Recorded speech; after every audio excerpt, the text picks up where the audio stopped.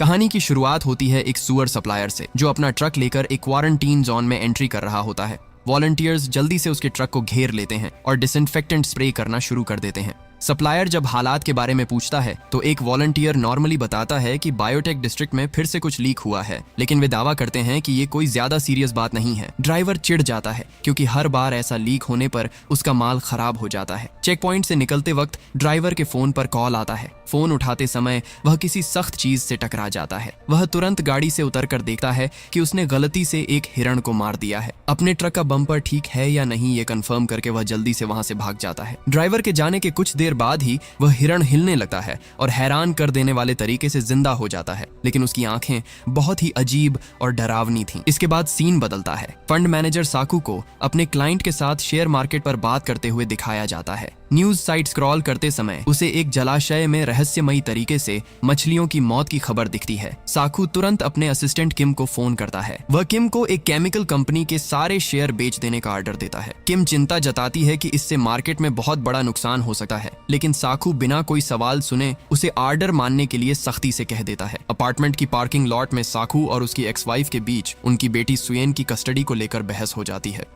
पत्नी का कहना होता है कि काम के दबाव की वजह से साकू बेटी का ठीक से ख्याल नहीं रख पा रहा और वह सुयेन को उसके जन्मदिन पर अपने साथ ले जाना चाहती है। काम के कारण साकू कंफ्यूज हो जाता है। इसके बाद साकू अपने घर लौटता है जहां वह अपनी माँ और बेटी के साथ रहता है। साकू बेटी के कमरे में जाता है और देखता है कि सुयेन छुपकर अपनी माँ से बात कर रही है। वह अपनी माँ के साथ ही जन्मदिन मनाना चाहती है। जैसे ही साकू लाइट जलाता है वह फोन रख देती है। साकू प्यार से समझाता है कि कल वह बिजी रहेगा, लेकिन अगले हफ्ते उसे बुसान घुमाने ले जाएगा। मगर सुयेन उदास ही रहती है। उसका मन ठीक करने के लिए साकू उसे एक गिफ्ट देता है, लेकिन बाद में उसे याद आता है कि बिल्कुल वही गिफ्ट उसने पिछले साल भी दिया था। सुयेन कहती है कि उसके लिए सबसे बड़ा तोहफा यही होगा कि कल वह अपनी माँ के पास जा सके। जब साकू कपड़े बदल रहा होता है, उसकी माँ उससे कहती है कि सुयेन की खुशी के लिए उसे अपनी पत्नी से सब कुछ ठीक कर लेना चाहिए। माँ उसे एक वीडियो रिकॉर्डिंग दिखाती है और याद दिलाती है कि स्कूल फंक्शन में न जाकर उसने सुयेन का दिल तोड़ दिया था। साकू वीडियो देखता है और नोटिस करता है कि स्टेज पर सुयेन बहुत उदास थी, यहाँ तक कि वह अपनी कविता की लाइनें भी भूल गई थी। बेटी का दर्द समझकर साकू फैसला करता है और बहुत सुबह सुयेन को लेकर बुसान के लिए निकल पड़ता है। गाड़ी चलाते वक्त साकू उसे जिंदगी की सीख दे रहा होता है कि चाहे किसी काम में कितनी भी रुकावटें आएं, उसे मन लगाकर करना चाहिए। बातों बातों में वे बाल बाल एक ट्रक से टकराने से बच जाते हैं। जब वे रुकते हैं तो देखते हैं कि दमकल की कई गाड़ियां तेजी से निकल रही हैं और दूर एक बिल्डिंग में जोरदार आग लगी हुई है। कुछ देर बाद साकू और सुयेन स्टेशन पहुंचते हैं और ट्रेन में चढ़ते हैं। यात्रियों को अपनी सीट लेने की घोषणा होती है। ड्राइवर अपने केबिन की तरफ जाता है और अटेंडेंट्स चेक करते हैं कि सारी तैयारी ठीक है या नहीं। ट्रेन के अंदर एक बेसबॉल टीम का कैप्टन अपनी टीम को मोटिवेट कर रहा होता है और उनकी चीयर लीडर भी वहां आ जाती है। सब बड़े जोश के साथ उसके पास जाकर बैठते हैं। चीयर लीडर लड़की अपने क्रश यंग गुक के पास जाकर बैठी है। साकू अपने असिस्टेंट किम को फोन पर बताता है कि वह दोपहर से पहले लौट आएगा। ट्रेन के दूसरे डिब्बे में बूढ़ी बहन इन गिल अपने हाथ का अंडा छोटी बहन जंग गिल को खाने के लिए देती है। इसी बीच स्टेशन का एक कर्मचारी देखता है कि एक उग्र भीड़ एक डरे हुए आदमी को घेर कर खड़ी है। उसी पल भयानक दर्द से तड़पती हुई एक लड़की सबकी नजरों से बचकर ट्रेन के अंदर घुस जाती है। उसके शरीर पर अजीब अजीब जख्म और काटने के निशान थे। ट्रेन के चलते ही सुयेन खिड़की से देखती है कि एक आदमी स्टेशन के एक कर्मचारी पर हमला कर रहा है। ट्रेन के अंदर यंग नाम का एक यात्री अटेंडेंट से शिकायत करता है कि एक अजीब सा भिखारी बहुत देर से बाथरूम में बैठा है। उत्सुक होकर सुयेन देखने जाती है कि वहां क्या हो रहा है। वह भिखारी बहुत अजीब लग रहा था और उसके पास कोई टिकट भी नहीं था। जब अटेंडेंट उसे बाहर आने को कहती है तो वह बड़बड़ाने लगता है कि सब मरने वाले हैं। उसकी बातों को नजरअंदाज करते हुए यंग सलाह देता है कि उसे अगले स्टेशन पर उतार दिया जाए, लेकिन सुयेन दया दिखाने की गुजारिश करती है। इधर वह घायल लड़की ट्रेन के डिब्बे में दर्द से तड़पते हुए गिर पड़ती है। जब सुयेन दूसरे बाथरूम की तरफ जाती है तो उसकी मुलाकात सांघवा से होती है। सांघवा विनम्रता से उसे दूसरा बाथरूम इस्तेमाल करने को कहता है क्योंकि अंदर उसकी प्रेग्नेंट पत्नी सोंगयंग है और उसे थोड़ा समय लगेगा। एक महिला अटेंडेंट उस घायल लड़की को दौरे पड़ते देख मेडिकल स्टाफ को खबर देती है, लेकिन अचानक लड़की बिल्कुल शांत पड़ जाती है। साकू की नींद खुलती है तो उसे अपने असिस्टेंट किम का कॉल आता है और वह देखता है कि सुयेन अपनी सीट पर नहीं है। किम उसे बताता है कि पूरे देश में एक अजीब सा दंगा फैल चुका है और हर तरफ अफरा तफरी मची हुई है। साकू फोन रखते ही तेजी से सुएन को ढूंढने निकल पड़ता है। इधर ट्रेन के यात्री टीवी पर देश की भयानक हालत की खबर देकर डर जाते हैं। महिला अटेंडेंट जब चीफ अटेंडेंट से कांटेक्ट करने की कोशिश कर रही होती है, तभी वह मरी हुई सी लड़की अचानक खड़ी हो जाती है। सबको दहशत में डालते हुए वह लड़की पूरी तरह जॉम्बी बन जाती है और हमला करने लगती है। चीफ अटेंडेंट मदद के लिए आगे बढ़ता है, लेकिन जॉम्बी लड़की उसे काट लेती है और बेसबॉल टीम वाले डिब्बे में घुस जाती है। वह बेरहमी से लोगों को काटने लगती है, जिसे देखकर यात्री डर से सिमट जाते हैं। पलक झपकते ही जिन लोगों को काटा जाता है वे भी जॉम्बी बनने लगते हैं और पूरा डिब्बा नरक बन जाता है। शोर सुनकर सुयेन वहां पहुंच जाती है। साकू अपनी आंखों के सामने देखता है कि जॉम्बी लड़की चीफ अटेंडेंट को नोच नोच कर खा रही है और कुछ ही सेकंड में चीफ खुद भी जॉम्बी बनकर साकू की तरफ झपटता है। सुयेन को सामने देखकर साकू फौरन उसे गोद में उठा लेता है और दौड़ पड़ता है, जबकि पीछे जॉम्बियों का एक बड़ा झुंड उनका पीछा करता है। यह हंगामा देखकर सांग हुआ अपनी पत्नी सोंगयंग से जल्दी बाहर आने को कहता है। बाहर निकलते ही वे देखते हैं कि एक जॉम्बी एक लड़की को काट रहा है। सांग हुआ जब उस लड़की को बचाने जाता है तो जॉम्बी उसकी तरफ मुड़ जाता है। इसी मौके का फायदा उठाकर साकू सुयेन को लेकर अगले डिब्बे में घुस जाता है। सांग हुआ एक जॉम्बी को बाथरूम में बंद करने में कामयाब हो जाता है, लेकिन जिसे वह बचाना चाहता था वह लड़की भी जॉम्बी बन जाती है। सांग हुआ अपनी पत्नी से आगे भागने को कहता है और जॉम्बी उसे चारों तरफ से घेर लेते हैं। सब लोग घबराकर ट्रेन के अगले डिब्बे का दरवाजा बंद करने लगते हैं और साकू ठीक सांग हुआ के मुंह पर दरवाजा बंद कर देता है, लेकिन सांग हुआ अपनी ताकत से आखिरी जॉम्बी को एक घूंसा मारकर हटा देता है और आखिरी पल में अपनी पत्नी को लेकर साकू वाले डिब्बे में घुस जाता है। साकू नोटिस करता है कि जॉम्बी दरवाजा खोलना नहीं जानते। साकू समझ जाता है कि जॉम्बी सिर्फ इंसानों को देखते ही हमला करते हैं। सांग हुआ गीले अखबार से ट्रेन के दरवाजे का कांच ढक देता है ताकि जॉम्बी उन्हें देख न सकें। इसके बाद सांग हुआ गुस्से में साकू पर भड़क जाता है, क्योंकि साकू उन्हें छोड़कर दरवाजा बंद करना चाहता था। लेकिन खुदगर्ज साकू जवाब देता है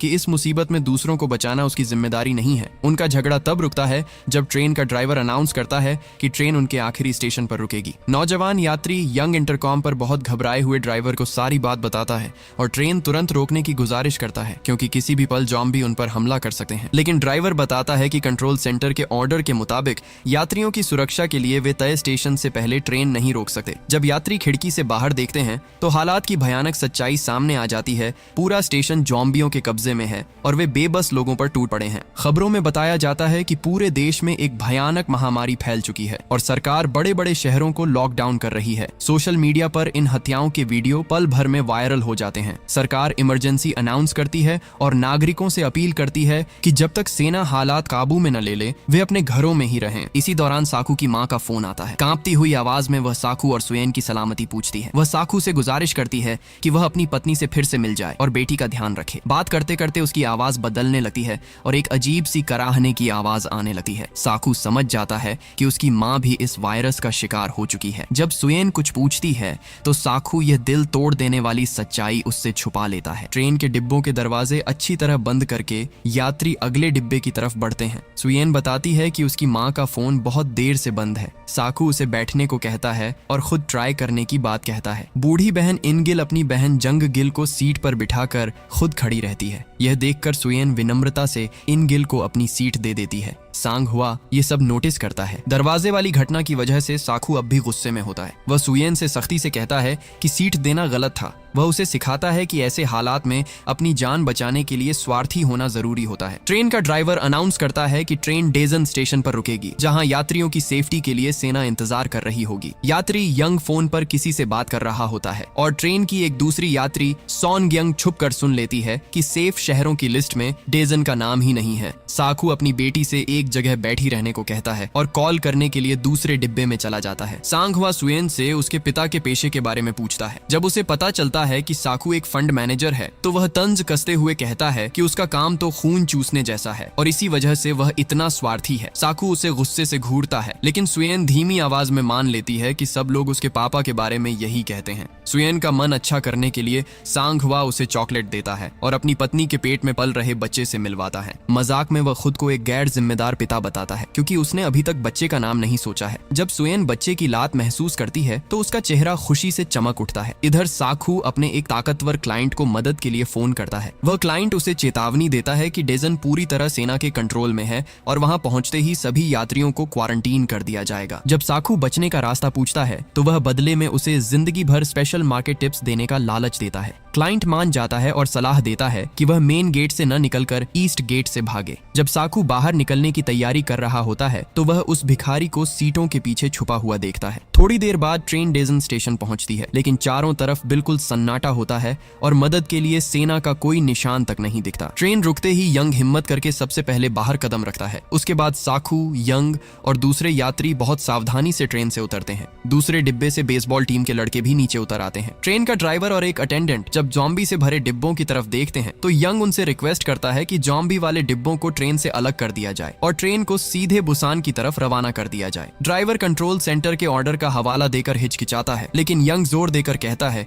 कि उसके पास सीक्रेट इंफॉर्मेशन है कि डेजन सेफ नहीं है और अब बुसान ही उनका एकमात्र रास्ता है। स्टेशन पर सेना न देखकर ड्राइवर बुसान जाने के फैसले पर राजी हो जाता है, लेकिन वह यंग की स्वार्थी बात मानकर बाकी यात्रियों को छोड़ने से इनकार कर देता है। इधर आम यात्री सुनसान स्टेशन के अंदर से मेन स्क्वायर की तरफ बढ़ते हैं। साखू अपने मतलब के लिए सुएन को लेकर मना किए गए ईस्ट स्क्वायर की तरफ जाने लगता है। सुएन इस रास्ते पर शक जताती है, लेकिन साखू नहीं सुनता। वे देखते हैं कि वह भिखारी भी उनका पीछा कर रहा है। वह बताता है कि उसने साखू की फोन कॉल छुपकर सुनी थी और उसे पता है कि यही बचने का एकमात्र रास्ता है। जब सुएन दूसरों की मदद करने की बात करती है तो साखू उसे रोक देता है और कहता है कि अब सिर्फ अपने बारे में सोचना होगा। गुस्से में सुएन कहती है, तुम बहुत स्वार्थी हो और इसी वजह से मम्मी तुम्हें छोड़कर चली गई। जब यात्री मेन स्क्वायर के पास पहुंचते हैं तो सांग हुआ स्टेशन के सन्नाटे भरे माहौल पर शक जताता है। अचानक वह भिखारी एक मिलिट्री ऑफिसर को देखकर उसकी तरफ दौड़ पड़ता है। साखू सुएन को एक जगह रुकने को कहकर उस आदमी के पीछे भागता है। उसी पल मेन गेट की तरफ मौजूद यात्री चीख पड़ते हैं। वे देखते हैं कि पूरी सेना जॉम्बी में बदल चुकी है। पलों में ही जॉम्बियों का एक बड़ा झुंड यात्रियों पर टूट पड़ता है और एक एक करके उन्हें नोचने लगता है। इस अफरा तफरी में सांग हुआ किसी तरह अपनी पत्नी के साथ जान बचा लेता है। साखू का क्लाइंट फोन पर उसे बताता है कि स्टेशन नर्क बन चुका है। ठीक उसी वक्त उस घायल ऑफिसर पर जॉम्बियों का झुंड हमला कर देता है। साखू पागलों की तरह सुएन की तरफ दौड़ता है। एक जॉम्बी जब सुएन पर झपटने ही वाला होता है तभी आखिरी पल में सांग हुआ आकर उसे बचा लेता है। सांग हुआ खुद जॉम्बियों को रोकता है और उसकी पत्नी सॉन्ग यंग सुएन को लेकर सेफ साइड की तरफ भागती है। बेसबॉल टीम के लड़के सॉन्ग यंग को ट्रेन के दरवाजे तक पहुंचाने में मदद करते हैं और दूसरों का इंतजार करने लगते हैं। इधर साखू एक जॉम्बी के चंगुल में फंस जाता है और जान बचाने के लिए जूझने लगता है। सांग हुआ बेसब्री से साखू का इंतजार करता है। आखिरकार वह भिखारी साखू की मदद करता है और साखू आखिरी पल में छलांग लगाकर गेट के अंदर घुस जाता है। जब सॉन्ग यंग सुएन को लेकर ट्रेन में चढ़ने की कोशिश कर रही होती है तभी कुछ यात्री गलती से जॉम्बियों से भरा एक डिब्बा खोल देते हैं। ट्रेन का ड्राइवर अपनी सीट पर बैठ जाता है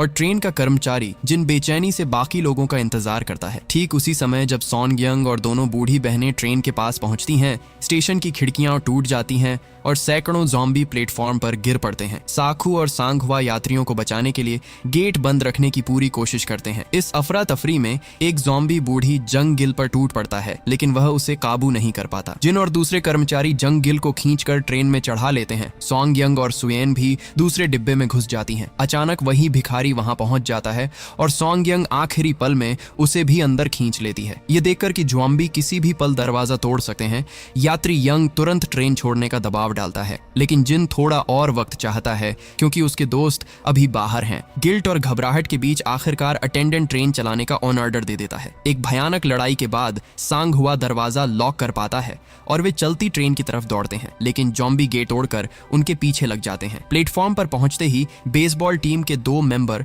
जॉम्बियों के चंगुल में फंस जाते हैं। अपने प्यारे दोस्तों की यह हालत देखकर यंग गुक डर से पत्थर का हो जाता है। साखू उसे खींचकर संभालता है। साखू यंग गुक को साथ लेकर आगे बढ़ता है और दोनों मिलकर ट्रेन में चढ़ जाते हैं। जब सांग हुआ ट्रेन के पास पहुंचता है तो साखू उसकी तरफ हाथ बढ़ाता है, लेकिन सांग हुआ अकेले ही जॉम्बियों के झुंड से लड़ रहा होता है। एक एक करके जॉम्बियों को गिराने के बाद वह आखिरी पल में साकू का हाथ पकड़ता है और खींचकर ट्रेन में चढ़ जाता है। ट्रेन का ड्राइवर कंट्रोल सेंटर से अपडेट पाता है कि सेना ने बुसान शहर को सेफ कर लिया है और अब शहर पूरी तरह से सेफ है। इधर सोंगयंग जब अपने पति सांगहुआ को फोन करने लगती है तो वह भिखारी उसे रोक देता है। उसे समझ आ जाता है कि वे लोग 13 नंबर डिब्बे में फंसे हैं जिसके दोनों तरफ जॉम्बियों का झुंड है। सोंगयंग एक खाली बाथरूम देखती है और सबको इशारा करती है। वे चुपचाप अंदर घुसने की कोशिश करते हैं। एक जॉम्बी जैसे ही सोंगयंग पर झपटने वाला होता है, आखिरी पल में उसे अंदर खींच लिया जाता है। बड़ी मुश्किल से वे अंदर से दरवाजा बंद करते हैं। दूसरे डिब्बे में यात्री धुएं का इस्तेमाल करके जॉम्बियों की नजर भटकाने की कोशिश करते हैं। ड्राइवर अनाउंस करता है कि ट्रेन अब सीधे बुसान जाएगी। यंगगुक का फोन आने पर जिन को थोड़ी राहत मिलती है, लेकिन जब उसे पता चलता है कि उनके कई दोस्त वायरस से इन्फेक्टेड होकर मर चुके हैं तो उसका दिल टूट जाता है। साकू पागलों की तरह अपनी बेटी को ढूंढता फिरता है। आखिरकार उसे फोन पर पता चलता है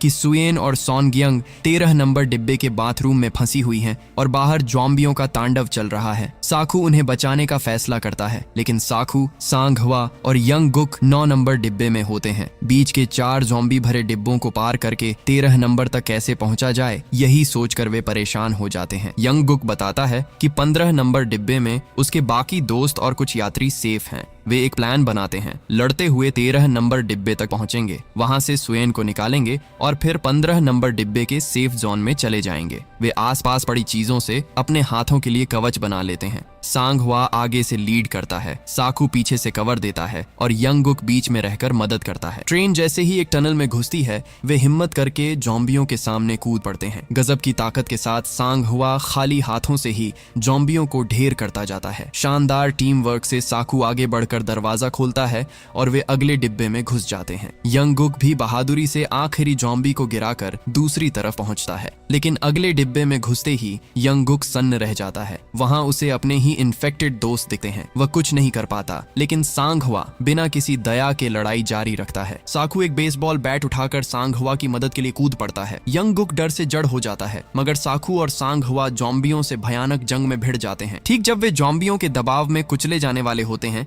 तभी ट्रेन एक और टनल में घुस जाती है। अचानक अंधेरे में जॉम्बी घबरा जाते हैं और भटकने लगते हैं। साकू नोटिस करता है कि जॉम्बी अंधेरे में देख नहीं पाते, वे सिर्फ आवाज की तरफ दौड़ते हैं। साकू अकत्ल लगाकर एक बैट से शोर करता है, जिससे जॉम्बी दूसरी ओर भाग जाते हैं। इसी मौके का फायदा उठाकर वे तेजी से आगे बढ़ जाते हैं। टनल से बाहर निकलने के ठीक पहले वे फिर जॉम्बियों के हमले का शिकार होते हैं, लेकिन मुश्किल से बच जाते हैं। इसके बाद साकू अगले डिब्बे के जॉम्बियों को देखकर एक नई प्लान बनाता है। साकू तुरंत सोंगयंग का फोन लेता है और अगले सुरंग के लिए इंतजार करता है। जैसे ही ट्रेन अंधेरे में डूबती है, वे रेंगते हुए अगले डिब्बे में घुसते हैं और सीट के नीचे छिप जाते हैं। साकू बहुत ही सावधानी से फोन स्लाइड करता है और जॉम्बियों को उल्टी दिशा में भेज देता है। फिर उस नंबर पर कॉल करता है। जैसे ही फोन की रिंगटोन बजती है, सारे जॉम्बी आवाज की तरफ दौड़ पड़ते हैं और साकू की टीम सेफली अपने गंतव्य की ओर बढ़ जाती है। साकू की चतुराई से जॉम्बी ध्यान भटकाने में लगे रहते हैं, जिससे वे बिना परेशानी के डिब्बा पार करके आखिरकार उस बाथरूम के पास पहुंच जाते हैं। प्रियजन पाए जाने पर सबको राहत की सांस मिलती है। अगले टनल के ठीक पहले वे एक खाली बाथरूम में घुस जाते हैं। वहां सांगहुआ साकू से कहता है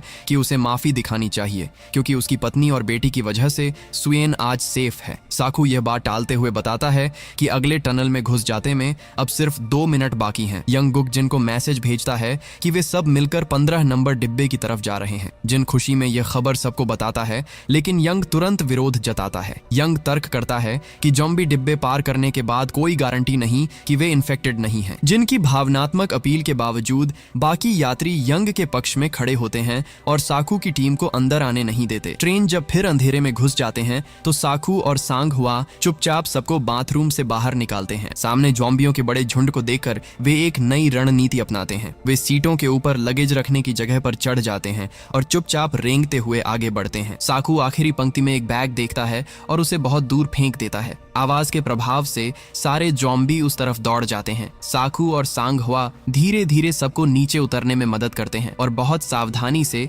15 नंबर डिब्बे की तरफ बढ़ते हैं। लेकिन उतरते समय वही भिखारी फिसलकर जोर से गिरता है। साकू उसे मदद करने आगे बढ़ता है, लेकिन तभी टनल खत्म हो जाती है और चारों तरफ रोशनी फैल जाती है। सब जहां थे वहीं छिप जाते हैं। एक पल के बाद साकू भिखारी को दौड़ने का इशारा करता है। लेकिन दौड़ते समय उसका पैर एक सोडा कैन पर पड़ता है। कैन की जोरदार आवाज सुनकर जॉम्बी तुरंत उनकी ओर मुड़ते हैं। अब कोई विकल्प न देखकर वे जान बचाने के लिए दरवाजे की तरफ दौड़ते हैं और पीछे पीछे जॉम्बियों का विशाल झुंड उनका पीछा करता है। वे किसी तरह दरवाजे के अंदर घुस तो जाते हैं, लेकिन एक जॉम्बी दरवाजे में फंस जाता है। सांग हुआ पूरी ताकत से दरवाजा बंद करने की कोशिश करता है। इधर यंगुक और साकू बेताब होकर 15 नंबर डिब्बे का दरवाजा खोलने की कोशिश करते हैं, लेकिन वह अंदर से बंद था। यंगुक जब जिन को फोन करता है तो पता चलता है कि यंग और बाकी यात्री अंदर से दरवाजा मजबूती से बंद कर चुके हैं और यात्री यंग ने जोर से जिन का मुंह दबा रखा है ताकि वह मदद न कर सके। सांग हुआ को खतरे में देखकर साकू उसकी मदद के लिए आगे बढ़ता है और बेसबॉल बैट से जॉम्बियों को रोकने की कोशिश करता है। अफरा तफरी के चरम क्षण में एक जॉम्बी सांग हुआ के हाथ में काट देता है। यह देखकर साकू डर से जम सा जाता है। बहुत कोशिश के बाद यंगुक दरवाजा तोड़ने में सफल होता है, लेकिन अंदर मौजूद यंग अगले दरवाजे को मजबूती से बंद कर देता है। दरवाजा खोलने की कोशिश करते समय यंगुक का हाथ डिब्बे के दरवाजे में फंस जाता है। यंग और उसके साथी अंदर से बाधा डालते रहते हैं, जिससे एक भयानक धक्का मुक्की शुरू हो जाती है। वहीं साकू और सांग हुआ अभी भी जॉम्बियों से लड़ रहे होते हैं। बूढ़ी जंग गिल देखती हैं कि उसकी बहन इन गिल अभी भी बाहर है और यंगुक के साथ अंदर घुसने की कोशिश कर रही है। वह जल्दी से जिन के पास जाती हैं और यंग की टीम के खिलाफ लड़ाई शुरू करती है ताकि साकू और साथी अंदर घुस सकें। सॉन्ग यंग जब अपने पति सांग हुआ की तरफ बढ़ना चाहती है तो सांग हुआ उसे मजबूती से पीछे रहने को कहते हैं। वह समझ जाता है कि उसके शरीर में इन्फेक्शन फैल रहा है और समय कम है। सांग हुआ चिल्लाकर साकू से कहता है कि वह अपनी पत्नी को लेकर चले जाए। साकू शुरू में उसे छोड़ने को राजी नहीं होता, लेकिन सांग हुआ अडिग रहता है और साकू से शपथ लेता है कि वह उसकी पत्नी और आने वाले बच्चे की रक्षा करेगा। इस इमोशनल पल में साकू आखिरकार सांग हुआ से उस दरवाजे की घटना के लिए माफी मांगता है। भारी मन से साकू सॉन्ग यंग को खींचता है। विदाई के समय सांग हुआ अपनी पत्नी की ओर देखता है और बताता है कि उन्होंने उनके बच्चे का नाम सियो युन रखा है। ठीक उसी पल जॉम्बी दरवाजा तोड़कर अंदर घुस आते हैं। साकू सॉन्ग यंग को लेकर सेफली भाग जाता है। अपनी आखिरी ताकत लगाकर सांग हुआ जॉम्बियों का रास्ता रोकता है ताकि वे दूसरों को न छू सकें। साकू और बाकी लोग मिलकर 15 नंबर डिब्बे का दरवाजा खोलने की आखिरी कोशिश करते हैं। सांग हुआ ने आखिरी पल तक जॉम्बियों को रोका, लेकिन इसके बाद वह पूरी तरह से जॉम्बी में बदल जाता है। साकू जल्दी से सॉन्ग यंग और सुयेन को अंदर खींच लेता है, लेकिन बूढ़ी इन गिल अपनी बहन जंग गिल और दूसरों को बचाने के लिए खुद को बलिदान करने का कठिन फैसला करती हैं और अंदर न जाकर बाहर ही रुक जाती हैं। साकू दरवाजा बंद कर देता है और इन गिल को छोड़ने के लिए मजबूर होता है। गुस्से में साकू यंग पर झपट पड़ता है और उसे एक जोरदार मुक्का मारता है। साकू चिल्लाते हुए कहता है कि यंग की स्वार्थी सोच की वजह से सांग हुआ और इन गिल मर गए, लेकिन यंग को कोई पछतावा नहीं होता। वह मानता है कि अब सिर्फ अपनी जान बचाना ही उसका एकमात्र काम है। 15 नंबर डिब्बे के यात्री आपस में चर्चा करके तय करते हैं कि वे साकू के साथ नहीं रहेंगे। उन्हें शक होता है कि साकू भी इन्फेक्टेड हो सकता है, इसलिए उन्हें जबरदस्ती अगले डिब्बे में भेज दिया जाता है। जिन उन निर्दयी लोगों के साथ रहने से इनकार कर देता है और यंगुक के साथ साकू की टीम में शामिल हो जाता है। वे अगले डिब्बे में जाकर कपड़े से दरवाजा मजबूती से बांध देते हैं। वहीं बूढ़ी जंगिल ट्रेन के शीशे से अपनी जॉम्बी हुई बहन की तरफ देखती हैं। वह अपनी बहन की इस निस्वार्थ परोपकार को ही उसकी मौत का कारण मानती हैं। स्वार्थी यात्रियों से कड़ी बदला लेने के लिए जंग गिल अचानक डिब्बे का दरवाजा खोल देती है। यंग उन्हें रोकने से पहले ही एक झुंड भूखे जॉम्बी अंदर घुस आते हैं और पूरे यात्री समूह को नोच खसोट कर देते हैं। इसी बीच ट्रेन का ड्राइवर कंट्रोल रूम से कांटेक्ट करता है और बताता है कि वे बुसान के पास पहुंच गए हैं। सुयेन अपने पिता को गले लगाकर रो रही थी। साकू उसे आश्वस्त करता है कि अब वह उसे कभी खतरे में नहीं छोड़ेंगे और आज ही उसे उसकी माँ के पास पहुंचा देंगे। साकू बाथरूम जाकर खुद को साफ करने लगता है। तभी उसके सहायक किम का फोन आता है। किम रोते हुए एक भयानक सच खोल देते हैं। वह बताते हैं कि यह वायरस कोई दुर्घटना नहीं थी, यह उसी केमिकल कंपनी के मालिक की बदला लेने की प्लान थी। साकू ने पहले उस कंपनी के शेयर बेच दिए थे, जिससे मालिक को भारी नुकसान हुआ और उसने इस वायरस को फैलाने का निर्णय लिया। यह सुनकर साकू टूट जाता है, क्योंकि उसे एहसास होता है कि इस आपदा के पीछे उसका खुद का भी हाथ था। अपराध बोध से टूटे हुए साकू जब रो रहे थे, तभी ट्रेन का ड्राइवर अचानक ब्रेक लगाता है। लाइन पर रखे कंटेनरों से टकराने से ठीक पहले ट्रेन रुक जाती है। ड्राइवर घोषणा करता है कि आगे का रास्ता बंद है, इसलिए वह उतरकर किसी दूसरी ट्रेन की तलाश करेंगे जिससे बुसान जाया जा सके। वह यात्री को बाएं तरफ के आखिरी ट्रैक पर जाने के लिए कहता है। यंग और ट्रेन की वह अटेंडेंट जॉम्बी हमले से बचकर लौट चुके थे और ड्राइवर की बात सुनते हैं। ड्राइवर सावधानी से उतरकर पास के एक इंजन में घुस जाते हैं, लेकिन देखता है कि वह पूरी तरह जॉम्बियों से भरा है। वह जल्दी बाहर निकलता है और दरवाजा बंद कर देता है। साकू सभी को सतर्क रहने की सलाह देते हुए ट्रेन से उतरते हैं। जॉम्बियों से भरे ट्रेन के बीच से वे बेहद सावधानी से आगे बढ़ते हैं। वहीं बाथरूम में छुपा यंग उस अटेंडेंट से झूठ बोलता है कि बाहर सब सेफ है। जैसे ही अटेंडेंट बाहर निकलता है, यंग उसे जॉम्बियों की ओर धक्का देकर फेंक देता है और खुद भाग जाता है। ड्राइवर अंततः एक चालू इंजन खोज लेता है और उसे बाएं ट्रैक पर ले आता है। उसी समय एक जलती हुई ट्रेन साकू की ओर दौड़ती है। कुछ समझ पाते उससे पहले जलती ट्रेन सामने वाले ट्रेन से जोर से टकरा जाती है और चारों तरफ घना धुआं फैल जाता है। दुर्घटना के कारण यंग, गुक और जिन अपनी टीम से अलग हो जाते हैं। वे एक ट्रेन में शरण लेते हैं, लेकिन उसका दरवाजा लॉक था। यंग, गुक दरवाजा तोड़ने की कोशिश कर रहे थे, तभी यंग पीछे से आकर जिन को एक जॉम्बी के सामने धक्का देकर फेंक देता है